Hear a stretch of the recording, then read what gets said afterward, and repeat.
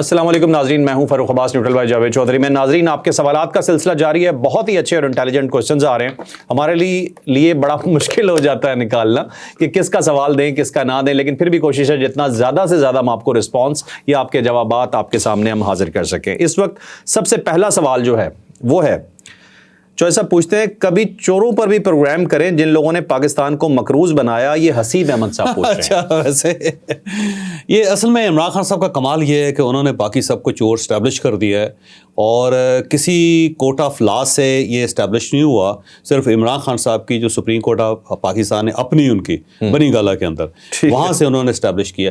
اب دیکھیں جو قرض ہے نا پاکستان کا، یہ 1968 میں پہلی مرتبہ قرض لیا گیا تھا پاکستان، اور وہ قرض جب لیا گیا تو پاکستان کے اندر انڈسٹری لگی، اور اس کے بعد کنٹونمنٹس بنے، اور پاکستان نے باقاعدہ انڈسٹریلائزیشن جو ہے اس کے اندر قدم رکھا، اور پاکستان نے باقاعدہ پروگریس کیا۔ اور یہ وہ دور تھا جب ایوب خان صاحب کا دور تھا، جس کو ہم بڑی ترقی کا دور کہتے ہیں، اور کہا جاتا ہے کہ پاکستان راکٹ کی طرح اوپر جا رہا تھا۔ اس کی وجہ یہ تھی کہ ہم گلوبل اکانومی کے اندر ملے تھے۔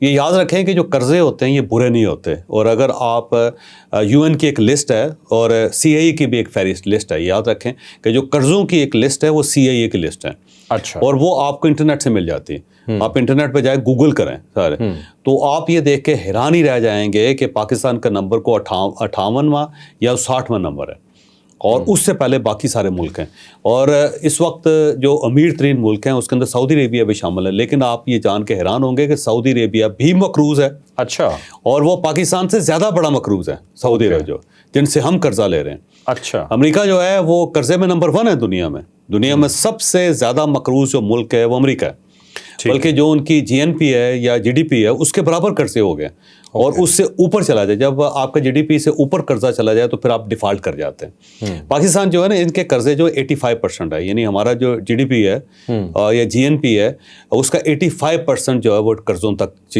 چلا گیا ہے، لیکن امریکہ کا 100% چلا گیا ہوا، وہ اس سے آگے نکل گیا ہوا سارا۔ یعنی اگر آپ ایک جھٹکا لگائیں تو امریکہ سب سے پہلے ڈیفالٹ کرے گا، اور وہ اس لیے سروائیو کر رہا ہے کہ ڈالر ان کا ہے، تو ڈالر جو ہے ان کا ہونے کی وجہ سے پوری جو گلوبل اکانومی ہے وہ ڈالر پہ چل رہی ہے، تو امریکہ بچا ہوا ہے۔ اگر اس اکانومی کو آپ شفٹ کر دیں آپ ین پہ یا اس کو یورو پہ شفٹ کر دیں تو امریکہ ایک رات کے اندر ڈیفالٹ کر جائے گا۔ اوکے، اسی لیے نئی کرنسی نہیں بننے دے رہے۔ یہ جو ہے نا سارے جو برکس ہیں، یہ جو سارے کنٹریز ہیں، یہ چاہ رہے ہیں کہ ایک دوسرے کے ساتھ لوکل کرنسی کے اندر یہ کاروبار کریں یا کوئی ایک اپنی کرنسی بنا لیں۔ امریکہ افورڈ نہیں کر سکتا یہ، اس لیے ریزسٹ کر رہا ہے اس کو۔ تو وہ یہ ذہن میں رکھیں کہ جب بھی آپ یو این کی لسٹ نکالیں گے یا سی آئی کی لسٹ نکالیں گے قرضوں میں، تو آپ دیکھ کے حیران ہی رہ جائیں گے کہ سارے ملک جو ہیں مقروض ہیں۔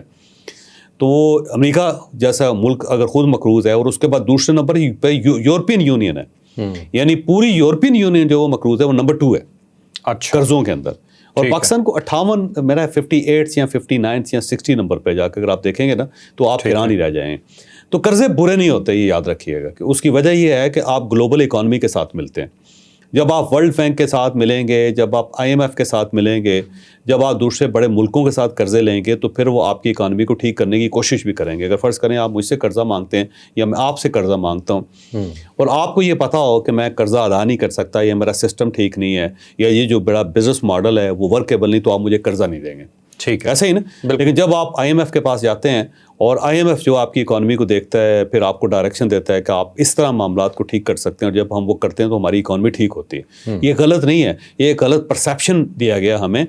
اور آپ دیکھیں نا، جس طرح ہم سعودی عربیہ سے قرضہ مانگتے رہے، ہم چائنا سے قرضہ مانگتے رہے، ہم یو ای سے قرضہ مانگتے رہے، تو وہ کیا کہتے تھے؟ وہ کہتے تھے آپ آئی ایم ایف کے ساتھ پہلے جائیں، ان کے ساتھ ایگریمنٹ کریں، اور جو ہی آپ کا ایگریمنٹ آئی ایم ایف کے ساتھ ہو جائے گا تو ہم رول اوور بھی کر دیں گے قرضہ، اور ہم آپ کو مزید قرضہ بھی دیں گے۔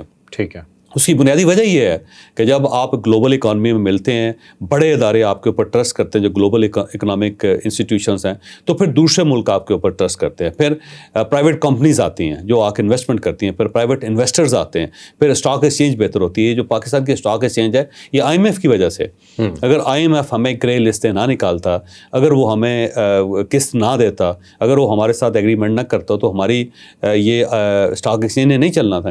آج اگر آئی ایم ایف کا پلان جو ہے وہ ڈسٹرپٹ کر دیتا ہے، وہ توڑ دیتا ہے، تو آپ دیکھیے گا کریش کر جائے گی ہماری اسٹاک ایکسچینج۔ یہ برا نہیں ہوتا۔ دوسری بات، پاکستان کے اندر آپ دیکھ لیں، گروتھ دیکھ لیں، دیکھیں پاکستان کے اندر موٹر وے بنی تو آخر یہ پیسے کہیں نہ کہیں سے آئے نا جی، بغیر پیسوں کے تو موٹر وے نہیں بن سکتی تھی۔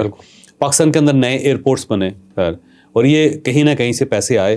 روڈ نیٹ ورک جو ہے پاکستان کا بہت زیادہ زبردست ہو گیا. آپ کراچی سے چلیں اور آپ سوات چلے جائیں, آپ منگورا تک چلے جائیں, راستے میں آپ کو ہر سڑک ڈبل ملتی ہے اور سیدھی آپ کو وہاں پہ لے جاتی.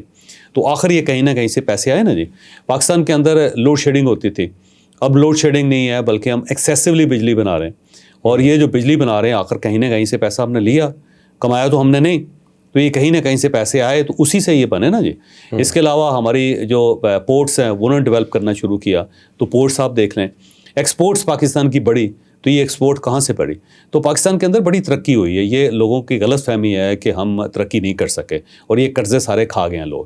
ٹھیک ہے. اچھا, اس کے بعد یہ سارا فینامنا عمران خان صاحب کا, تو انہوں نے کہا یہ چور ہیں, یہ 40 سال سے اقتدار میں ہیں, تو یہ سب کچھ کھا گئے. عمران خان صاحب کے پاس 4 سال تھے, انہوں نے بہت سارے کمیشنز بھی بنائے, انہوں نے بہت سارے کیسز بھی بنائے, ایک کیس بھی وہ ثابت نہیں کر سکے. یعنی میاں نواز شریف صاحب نے اگر کوئی کرپشن کی ہے اور وہ کرپشن کی ہے انہوں نے سرکاری خزانے سے, تو ایک چیز بھی ثابت نہیں کی جا سکے, بلکہ وہ کیس ہی نہیں بن سکا. اور نیب اتنے عرصے سے لگا رہا ہے, تو نیب کے کیسز کون سے ہیں؟ شوگر مل کا کیس ہے, اور پیپر مل کا کیس ہے, جو ان کے اپارٹمنٹ ہیں انگلینڈ کے اندر وہ کیس ہے. کوئی ایک کیس بھی وہ یہی نہیں نکال سکے کہ موٹر وے کے اندر کرپشن ہوگی, کوئی ایک کیس وہ نہیں نکال سکے کہ بجلی کے کارخانوں میں کرپشن ہوگی, کوئی ایک کیس وہ نہیں نکال سکے کہ یہاں پہ سرکاری فنڈ کھا گئی ہے. کوئی ایک کیس نہیں بنا. پاکستان پیپلز پارٹی کے اوپر بنے بہت سارے کیسز, لیکن نواز شریف صاحب کے اوپر نہیں بنے. سیم اس طرح اگر پاکستان پیپلز پارٹی کے اوپر فیک اکاؤنٹس کا کیس تھا ایک آصف علی زرداری صاحب اور ان کے دوستوں پہ, دیکھ لیں ختم ہو گیا کیس. یہ تو عمران خان صاحب کا دور تھا جب ان کے پاس اختیارات تھے, جناب فیض حمید صاحب ان کے پاس تھے, تو اس کیس کا فیصلہ کروا لیتے.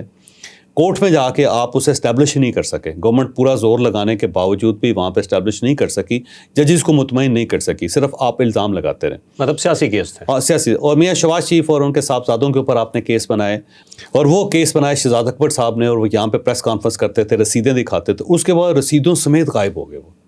وہ کسی جگہ اس کو اسٹیبلش نہیں کر سکے, اور الٹیمیٹلی وہ کیس ختم ہو گئے. تو یہ جو چور چور کہنے کا ایک ہے نا پاکستان کے اندر ٹرینڈ, میرا خیال ہے اس کو ری وزٹ کرنا چاہیے. میں نہ میاں نواز شریف کی سپورٹ کر رہا ہوں, نہ میں پاکستان پیپلز پارٹی کی سپورٹ کر رہا ہوں, نہ میں عمران خان صاحب کی سپورٹ کر رہا ہوں. میں سمپل یہ کہہ رہا ہوں کہ اگر کسی کے پاس ثبوت تھا تو اسے ثابت کرنا چاہیے تھا, اس کا فیصلہ ہو جانا چاہیے تھا.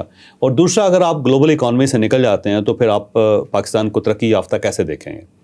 جب سنگاپور قرضہ لے رہا ہے, جب جاپان قرضہ لے رہا ہے, جب پوری یورپین یونین قرضہ لے رہی ہے, جب امریکہ مقروض ہے, جب چائنا مقروض ہے, جب سعودی عربیہ مقروض ہے, جب سارے عرب کنٹری مقروض ہیں, تو آپ اس کا مطلب یہ ہو کہ گلوبل اکانومی کے ساتھ ہیں. اور اگر آپ اس کو آف کرنا چاہتے ہیں تو پھر آف کرتے ہیں آپ. جب آپ آف کریں گے تو آپ کی سوئچ آف ہو جائے گا, آپ کا رابطہ ختم ہو جائے گا. جب رابطہ ختم ہو جائے گا تو پھر آپ ترقی کیسے کر سکیں؟ ٹھیک. تو یہ تھوڑا سا پرسیپشن ہے میرا خیال, لوگوں کو اس کو انڈرسٹینڈ کرنا چاہیے. ٹھیک, آپ چلتے ہیں اپنے نیکسٹ کوشچن کی طرف. جی مگو جی کا جی سوال ہے.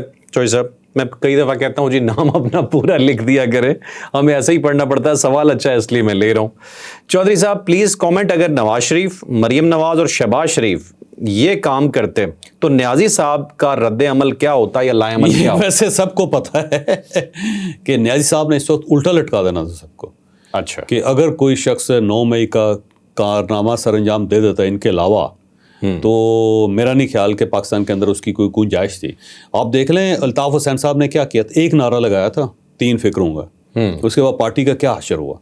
اور ایم کیو ایم آج بھی اعتراض کرتی ہے کہ ہمارے ایک نعرے پہ آپ نے پوری پارٹی کو رول کر کے, اس کو توڑ کے, اس کو سمیٹ کے, اس کو زمین پر رگڑ کے برابر کر دیا. اور اس کے مقابلے میں عمران خان صاحب نے کیا کیا نہیں کیا اور کیا کیا انہوں نے نہیں کہا. اور اس کا مطلب یہ ہوا کہ عمران خان صاحب جو ان کو لاڈلا سمجھا جا رہا ہے, آج بھی ان کے ساتھ ایک خصوصی سلوک ہو رہا ہے. ٹھیک ہے. میاں نواز شریف صاحب نے تقریر کرتے ہوئے گجرانوالہ میں 3 لوگوں کا نام لیا تھا. اس میں انہوں نے ایک جنرل عرفان صاحب کا نام لیا تھا, انہوں نے جنرل فیض حمید صاحب کا نام لیا تھا, انہوں نے جنرل باجوہ صاحب کا نام لیا تھا. اور اس کے بعد عمران خان صاحب اور پاکستان تحریک انصاف نے کیا کیا نہیں کہا ان کو, لیکن اس پہ عمران خان صاحب نے کیا کیا نہیں سوچا اور کیا کیا نہیں کہا. لیکن اب آج عمران خان صاحب نے کیا کیا نہیں کیا, بلکہ آپ دیکھ لیں کہ چند دن پہلے انہوں نے جو جنرل عاصم منیر صاحب ہیں ان کے بارے میں یہ تک کہہ دیا تھا کہ یہ تو ایک ریٹائرڈ آفیسر ہے, ان کو آرمی چیف بنایا ہوا انہوں نے. اور ان کی جو بہن ہے انہوں نے آسٹریلین ٹیلی ویژن کو انٹرویو دیتے ہوئے یہ کہا تھا کہ جو 26 نومبر کو جو یہاں پہ گولی چلی ہے اس کے ذمہ دار جنرل عاصم منیر صاحب بھی ہیں. انہوں نے کہا جی محسن نقوی ہے, پرائم منسٹر میاں شہباز شریف صاحب ہیں, اور جنرل عاصم منیر بھی ہیں. تو انہوں نے ان کا نام لیا. یعنی یہ حرکت کوئی اور پارٹی کرتی تو میرا خیال ہے اس کو الٹا لٹکا دیا جاتا. اور اس کے ساتھ ساتھ یہ 9 مئی کا میرا نہیں خیال کہ کوئی اور پارٹی کرتی اور ایکسیپٹیبل ہوتا. اب بلوچستان کے اندر دیکھیں نا, لوگ ہیں تھوڑی سی بات کرتے ہیں تو ہم ان کے ساتھ کیا کیا نہیں کرتے. خیبر پختونخوا کے اندر اگر یہی بات کوئی اور پارٹی کرتی ہے تو وہاں کیا کیا نہیں ہوتا. پی ٹی ایم کو بین کر دیا. لیکن صرف پاکستان تحریک انصاف کو یہ استثناء حاصل ہے کہ وہ کچھ بھی کر لیں, وہ کچھ بھی کہہ دیں, میرا خیال ہے ریاست پھر بھی ان کے لیے لینیٹ ہوتی ہے اور ان کو کہیں نہ کہیں سے سپورٹ مل جاتی ہے. اور وہ عمران خان صاحب آج بھی اپنی مرضی کا مٹن کھا رہے ہیں وہاں پہ, اور چیا سیڈ جو ہے دہی کے اندر ڈال کے وہ صبح بریک فاسٹ کر رہے ہیں. اور اپنی مرضی کی انہیں ایکسرسائز مشین ملی ہوئی ہے, کتابیں ان کو اپنی مرضی کی ملی ہوئی ہیں, اور وہ جیل کے اندر رہ کے ایک بیانیہ بناتے ہیں, اور وہ بیانیہ سوشل میڈیا پہ بھی چلتا بھی ہے اور اس کے بعد ریگولر میڈیا پہ بھی آتا ہے, اور کوئی شخص ان کو روک نہیں پا رہا. تو یہ میرا خیال ہے کوئی خصوصی مہربانی عمران خان صاحب کے اوپر. ٹھیک ہے جی, آپ نے جان لیا ہوگا جی کہ خان صاحب کی حکومت ہوتی تو معاملہ بالکل الٹا ہوتا. جو بندے آپ کو پاکستان میں نظر آ رہے ہیں یا تو وہ ملک میں ہی نہ ہوتے, اگر ہوتے بھی تو بڑی بری حالت میں جیلوں میں نظر آ رہے ہوتے. اب ہے جی چوہے صاحب کہتے ہیں, محمد مشتاق چیچا وطنی سے, وہ کہتے ہیں السلام علیکم سر, عمران خان صاحب اداروں کی تذلیل کروا رہے ہیں اپنے انتشاری ٹولے کے ذریعے. یہ انتشاری ورڈ ان کا ہے تو اس لیے میں پڑھ رہا ہوں میں یہاں پہ. وہ کہتے ہیں کیا عوام کو نہیں چاہیے کہ فوج کے اور اداروں کے حق میں نکل کے کوئی احتجاج کریں اور جواب دیں؟ اب دیکھیں عوام بیچاری بڑی مظلوم ہے جی, وہ اس کو سمجھ نہیں آ رہی کہ اس نے کہاں پروٹیسٹ کرنا ہے, کس طرح پروٹیسٹ کرنا ہے. اور میرا خیال ہے تجویز ان کی اچھی ہے, یہ ہونا چاہیے. اگر ملک سب کا ہے تو پھر لوگوں کو سامنے کھڑا ہونا چاہیے ملک کی محبت میں. لیکن اس کے اندر ایک فساد کا ایلیمنٹ بھی ہے کہ جب پاکستان تحریک انصاف کے لوگ سامنے ہوں گے اور اس سائڈ پہ بھی پبلک نکلے گی تو ہو سکتا ہے نعرے بازی ہو جائے, اس کے بعد گتھم گتھا ہو جائیں, لوگ ایک دوسرے کا سر کھول دیں, کسی کی جان چلی جائے. تو خطرناک تو بہت زیادہ ہے, کیونکہ پاکستان تحریک انصاف کے لوگ بڑے خطرناک ہیں. آپ یہ دیکھیے گا کہ انہوں نے تو لوگوں کے گھروں کے اوپر حملے کرنا شروع کر دیے ہیں. جو سید مزمل حسین ہیں جو ہمارے اینکر پرسن ہیں, آپ دیکھ لیں ان کے گھر کے اوپر اٹیک ہو گیا. بندہ ان کے گھر کے اندر گھس کے اس نے فائرنگ کر دی, اور پھر پولیس کے سامنے بھی وہ فائرنگ کرتا رہا. اور دیکھ لیں وہ, کیونکہ اس کے بعد انہوں نے کہا یہ بولتا بہت زیادہ ہے. اسی طرح بہت سارے لوگ ہیں جب وہ باہر نکلتے ہیں تو لوگ ان کو پکڑ لیتے ہیں. اب دیکھ لیں میاں نواز شریف صاحب ہیں اپنی وہ صاحبزادی کے ساتھ باہر گئے تھے تو وہاں پہ کیا کیا نہیں ہوا, یا میاں شہباز شریف صاحب چلے جاتے ہیں تو وہاں پہ کیا کیا نہیں ہوتا. تو وہ جو پاکستان تحریک انصاف ہے بڑے خوفناک لوگ ہیں, ان کو جیسے کہتے ہیں لتھی چڑی کا کچھ نہیں ہوتا. ان کو اس چیز کا کوئی احساس نہیں ہوتا کہ کہاں پہ کھڑے ہیں. یہ خانہ کعبہ ہے یا مسجد نبوی ہے, اس کے اندر ہم نے نعرے نہیں لگانے, یہاں پہ عبادت کے لیے آئے ہوئے ہیں. ہم مسلمان ہیں تو دوسرا مسلمان بھی ہے, اس کا بھی اتنا ہی حق ہے جتنا ہمارا حق ہے. اور وہاں پہ نعرے بازی چور چور کے نعرے لگانا شروع کر دیے اور حملے کرنا شروع کر دیے تھے. تو یہ لوگ بڑے خوفناک ہیں اس معاملے میں. اب ان کے مقابلے میں اگر عوام کھڑے ہو گئے تو یہ تو پھر میرا خیال گلیوں کے اندر لڑائی شروع ہو جائے گی. تو ہونا تو چاہیے, کمپین تو ہونی چاہیے, لیکن کسی جگہ پہ ٹکراؤ نہیں ہونا چاہیے. تو میرا خیال ہے سوشل میڈیا کو استعمال کریں, لوگوں کو چاہیے اپنے کلپس بنا کے تو اس کو وہ سوشل میڈیا کے اوپر ڈالیں. لوگ اس کو سنیں گے, پھر اس کے بعد لوگ بھی دوسرا بھی اس کے اندر کلپس بنائیں گے. تو ایک کمپین سوشل میڈیا کے اوپر ہونی چاہیے. اور کسی جگہ اگر گورنمنٹ اس ٹائپ کا کوئی اقدام کرتی ہے, وہاں پہ لوگ اکٹھے ہوتے ہیں, بات کرتے ہیں, تو اچھی بات ہے. ڈائلاگ بھی ہونا چاہیے اور اسٹیٹ کو سپورٹ بھی ملنی چاہیے. ٹھیک ہے, پیسفل ریلیز ہونی چاہیے اور اپنے اداروں کے پیچھے عوام کو کھڑا ہونا چاہیے اور اسٹرینتھ نظر بھی آنی چاہیے. اور یہ ادارے آپ ہی کے ہیں, یہ ذہن میں رکھیں. بالکل بالکل جی, پاکستان ہے جی, ہمارے ادارے ہیں بالکل. رازق شاہد ڈیرہ اسماعیل خان سے پوچھتے ہیں, وہ کہتے ہیں عمران خان کو جن ناسمجھ رپورٹرز کے ذریعے بام عروج پر پہنچایا گیا, کیا اب منصوبہ ساز انہی ناسمجھ سپورٹرز کے ذریعے عمران خان کو انجام تک پہنچا رہے ہیں, کیونکہ ان سپورٹرز کی حرکات عمران خان کو فائدہ پہنچانے کی بجائے نقصان پہنچا رہے ہیں. وہ یہ کہتے ہیں نکلا ہوا تیر اور چلی ہوئی گولی واپس نہیں آ سکتی, وہ بہت آگے جا چکی ہوتی ہے, کہیں نہ کہیں اس نے کچھ نہ کچھ کر دیا ہوتا ہے. تو اس میں کوئی شک نہیں ہے کہ یہ عمران خان صاحب ایک بہت بڑا پروجیکٹ تھے, اور یہ فوج کے پروجیکٹ تھے. ایٹم بم جس طرح فوج نے بنایا تھا ایٹمی پلانٹ, اسی ٹائپ کا ایک پولیٹیکل ایٹمی بم انہوں نے, یا پولیٹیکل ایٹمی پروگرام انہوں نے تجویز کیا تھا, اور اس کے اوپر بڑی انویسٹمنٹ کی انہوں نے. پارٹی کے اندر لوگ بھی لے کے آئے, پھر پارٹی کو ری اسٹرکچر بھی کیا, پھر عمران خان صاحب کے کیسز بھی ختم کیے, عمران خان صاحب کے جو ذاتی معاملات تھے ان کو بھی سمیٹا انہوں نے. بلکہ آپ یہ کہیں کہ عمران خان صاحب کی شلواروں میں وہ نالا ڈالتے رہے. اس حد تک اسٹیبلشمنٹ نے عمران خان صاحب کو سپورٹ کی. اور اس کے بعد پھر ان کو پرائم منسٹر بھی بنایا, پھر ان کی پرائم منسٹرشپ کو بچایا بھی. قومی اسمبلی میں جو مخالفین تھے ان کو پکڑ کے ڈنڈے بھی مارے, ان کو جیلوں کے اندر بھی پھینکا. اور سوشل میڈیا کو اور میڈیا کو بہت بروٹلی استعمال کیا گیا پاکستان تحریک انصاف کے دور میں, اور یہ اسٹیبلشمنٹ کا پلان تھا, اس سے پہلے ہی پلان تھا. انہوں نے اپنے یوٹیوبرز بنائے, ان کو باقاعدہ اسٹوڈیوز بنا کے دیے, ان سب کو اکوپمنٹ لے کے دیے, ان کو سپورٹ دی بہت زیادہ. پھر ان کے جو سوشل میڈیا کے اوپر جو کچھ ان کے کلپس ہوتے تھے اس کو وائرل کیا گیا. اور یہاں یہ ہوتا تھا کہ جو ان کے مرضی کے یوٹیوبرز تھے ان کو سبسکرپشنز بھی دی, اور جب بھی ان کی ویڈیو آتی تھی تو شروع کے اندر ہی میرا خیال 1-2 لاکھ لوگ فوراً اس کو دیکھ کے تو اس کو پروموٹ کر دیتے تھے, اور اس کے بعد وہ الگوریدم میں آ جاتی تھی جو کمیونٹیز ڈیولپ کر کے دے. وہ بہت کام کیا انہوں نے جی, اور اس کا نقصان یہ ہوا کہ ultimately they are the victim of their own creation, کہ عمران خان صاحب ایسے پلٹے, یہ ایک ایسا روبوٹ کریٹ ہوا کہ جس نے اپنے مالک کو مارنا شروع کر دیا. تو اس کے بعد ظاہر ایک قیاس اور کنفیوژن پیدا ہوگی. لیکن اب یہ گولی اتنی آگے جا چکی ہے اور یہ تیر اتنا آگے جا چکا ہے کہ اس کو واپس نہیں لایا جا سکتا. اب ان یوٹیوبرز کے ذریعے یا دوسرے یوٹیوبرز کے ذریعے آپ کنٹرول نہیں کر سکتے, کیونکہ آگ بہت بھڑک گئی ہوئی.